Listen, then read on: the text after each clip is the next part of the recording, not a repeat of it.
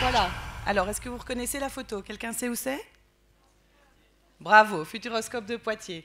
Donc voilà, une photo du Futuroscope pour vous parler du projet Futuralia. Futuralia pour Futuroscope et Alia, avec 2 L, pour Alliance. Donc les alliances entre les entreprises, c'est ce qu'on essaye de développer au travers de ce projet. Donc on a commencé à travailler là-dessus dans les années 2000. Et pourquoi l'avion? Parce que ce projet nous a permis de faire le tour du monde, a fait le tour du monde lui-même et nous a permis de le faire. On est parti de France, on est allé au Canada, au Qatar, en Pologne, on a carrément affrété un avion. Aux États-Unis, en Turquie, en Roumanie, donc voilà, un peu partout. Ça a permis vraiment de rencontrer des entreprises un peu partout dans le monde. Et le projet a fait escale en 2005 en Wallonie, et plus précisément à Louvain-la-Neuve, où on a la chance d'accueillir cet événement. J'étais déjà dans l'organisation avec ma collègue Ingrid qui est là, qui fait des photos. Coucou Ingrid, que vous connaissez peut-être. Et donc voilà, on était déjà toutes les deux à la base de ce projet. On était super contentes. Ça a eu un gros succès avec 1110 participants, 42 pays, régions du monde. Donc voilà. Organiser ça, c'est très chouette. Et puis 10 ans plus tard, 2005-2015, la ville de Mons est capitale européenne de la culture. Je pense que vous avez peut-être un petit peu entendu parler, pas sûr. Et donc voilà, on s'est dit, plus précisément notre directeur de l'époque, Lionel Bonjean, qui est aussi un ancien de l'UCL, et qui a même donné des cours ici, je pense, l'année dernière, d'organiser un événement qui mixait économie et culture. Donc le principe, c'était de se dire, on a souvent des événements purement économiques, on a souvent des événements purement culturels, et nous, on veut vraiment créer une passerelle entre les deux, et vraiment permettre à ces deux mondes de se parler, parce qu'on estime qu'ils ne se parlent pas assez. Donc je ne sais pas pourquoi j'ai pris le micro, parce que je ne me sers pas du tout de mes fiches, en fait. Mais bon, allez hop, on les jette. Culturalia, j'y serai et toi, donc ça vous dit peut-être quelque chose, c'était le slogan de Mons 2015, donc ça c'est un petit extrait de la vidéo qu'on a fait pour faire la promo de l'événement. On s'est beaucoup amusé à la faire parce que forcément il y avait ce petit jingle, j'y serai et toi, et puis on l'a fait en toutes les langues, I will be there, what about you? Puis on a même en espagnol, enfin voilà, je ne vais pas vous le faire dans toutes les langues, mais c'était assez comique. Ça, c'était aussi assez comique parce qu'on a fait de la promo en Belgique, à l'étranger. Et ça, c'est sur le plateau d'Antenne Centre, dans l'émission Gimmick. Et en fait, le présentateur, c'est un de mes meilleurs amis avec qui je pars en vacances tout le temps, avec qui on fait Nouvel An, etc. On s'est payé des délires pas possibles. Et dans l'émission, c'était, oui, Alexandra Dupont, bonjour, vous, et on se vous voit, et machin. Donc, c'était super drôle. Donc, c'est un petit souvenir, clin d'œil. Alors ça, c'est aussi un chouette souvenir. Donc, on a la chance chez nos développements de travailler avec des équipes graphistes en interne. Et je les ai vraiment mis à contribution à rude épreuve. Vous voyez un petit peu la palme d'or de la plus belle correction depuis mes 10 ans de carrière qui m'a été décernée par mon collègue Loïc. Parce que voilà, je leur en ai fait voir de toutes les couleurs. Ça, c'est toute une partie des publications qu'on a fait. Et puis là, il met, je ne sais plus où donner de la tête, je suis en mode Alexandra Dupont. Donc c'était vraiment pour vous dire l'état d'esprit. Puis moi, je lui réponds, keep the pressure, Loïc. Super boulot en tout cas. Hashtag Dream Team, hashtag Culturalia. Donc vraiment un beau projet d'équipe qu'on a mené et on en est quand même assez fiers. Alors ça, c'est une photo de mon bureau. Et donc, vous voyez les petits statuts Facebook, parce que je me suis amusée à retracer un peu le truc. Et je mets, oui, c'est le gros bazar sur mon bureau, je rangerai après Culturalia. Ce n'est pas vrai, je n'ai pas rangé, mon bureau est toujours dans le même état. Mes collègues peuvent en témoigner. Et puis, l'évolution un peu de l'état d'esprit. Le 3 octobre, zen, soyons zen. Et puis, le 5, juste un peu l'impression de devenir dingue. Donc ça, c'est la pression qui monte dans les événements. Et puis, vous voyez un petit peu... le montage, on était donc à Mons Expo, donc vous voyez la salle vide. En plus, pour la petite histoire, on a organisé Culturalia à peine quelques jours après l'Ethias Trophy, donc vous imaginez le terrain et puis le B2B. Donc là, il y a un gap.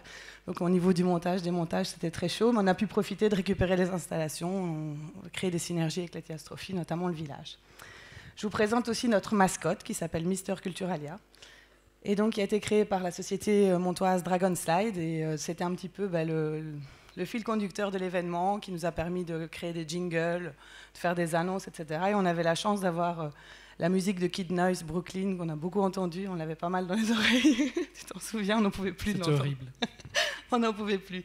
Ici, vous avez un petit exemple de la régie, donc le volet technique, parce que c'est super important dans un event. Je ne sais pas si dans les étudiants ou dans les personnes qui sont là, vous travaillez dans l'événementiel. Voilà, c'est des éléments super importants. Et donc on était là derrière pour la préparation, avec Gaëtan Jacquemin notamment, qui a travaillé sur Mons 2015.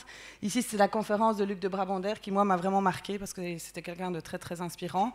Il a notamment dit que l'art de la décision, ce n'est pas de sortir du cadre, c'est la décision de changer de cadre. On en a parlé un peu tout à l'heure. Donc voilà, c'était vraiment quelque chose de très inspirant. C'était le dénominateur commun, justement, à ce public entreprise et ce public culture. Alors ici, on a déjà une photo de l'équipe après le B2B. Donc là, vous voyez les statuts un peu, ouais, c'est déjà fini, plus que la soirée. Et déjà, à ce moment-là, on se demandait à quand la suite. Et la suite, c'est pour 2018. Donc voilà, vous voyez un petit peu, les bleus, c'était des interprètes, les roses, c'était le staff. Et donc il y a vraiment eu une grosse mobilisation de toutes les équipes. Et c'est vraiment un plaisir de pouvoir porter ça ensemble. Alors évidemment, il y a des moments de networking, on ne fait pas que travailler non plus, sinon c'est pas drôle. Et donc voilà, c'est des moments, je vois qu'il acquiesce, des moments où voilà, on se retrouve autour d'un verre, lors d'une soirée, lors d'un networking, et au-delà des rendez-vous B2B qui se passent vraiment à des tables de manière très formelle, ben voilà, c'est des moments où on fait également beaucoup de rencontres. Ça, c'est la soirée internationale, où là, on était en mode, voilà, les équipes relâchent. Et pour la petite histoire, vous voyez, j'ai une fille qui est assise sur la chaise, avec sa petite main en l'air. C'était une de mes collaboratrices qui, quelques jours de l'événement, a été arrêtée parce qu'elle attendait un heureux événement. Et je l'ai trop, à mon avis, poussée dans ses derniers retranchements. Et donc, elle a été arrêtée. Et elle était quand même là parce qu'elle avait envie de voir le projet. Alors ça, c'est après la soirée, c'est l'after soirée. C'était l'inauguration du Passenger 2, donc vous reconnaissez Arno Queens. La photo est un peu floue, mais c'est parce que c'était fin de soirée, on était tous un peu flous aussi. Et le bâtiment était un peu flou aussi lui-même, mais bon, voilà. Donc c'était une photo un peu sympa. Et puis voilà, ça, j'ai retrouvé ce petit statut Facebook, prenez le temps de le lire, donc en mode blues après 3 jours de folie totale. Donc il y en a qui ont le baby blues, et nous on a eu le Culturalia blues. Donc plus de B2B, plus de polo rose partout, plus de Mister Culturalia, plus de Kid Noise, plus de navettes, plus de traiteurs, plus de jonglage entre le talkie-walkie et le GSM, plus de régie, plus de stand, plus de soirée. Ah, reviens, s'il te plaît. Plus de soirées de networking, parce que j'ai pas le même débit de parole que d'habitude. J'ai mal à la gorge. Plus de soirées de networking, plus de visites. Bref, plus de Culturalia. Le calme est revenu, ça fait tout bizarre.